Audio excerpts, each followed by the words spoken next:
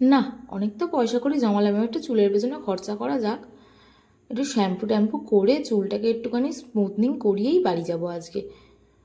এই মা, এসব কী শ্যাম্পু ঢালছে এরা? এরকম শ্যাম্পু তো ঘরেও হতো মনে হয়। অনেক বড় চুতা ধরাবে, না আসলেই ভালো হতো, ঘর দিয়ে শ্যাম্পু করে আসলে ভালো হতো না?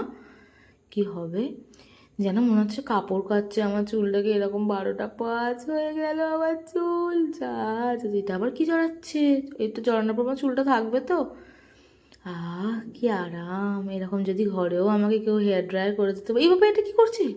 আমার সব চুলগুলো ছিঁড়ে গেল। এই 4-6টা চুল আছে। আচ্ছা, এখন যদি পার্লারে যদি চোর পড়ে, তাহলে এ ওদিকে ও ওদিকে যদি পালায়, আমার চুলগুলো চুলে থাকবে তো?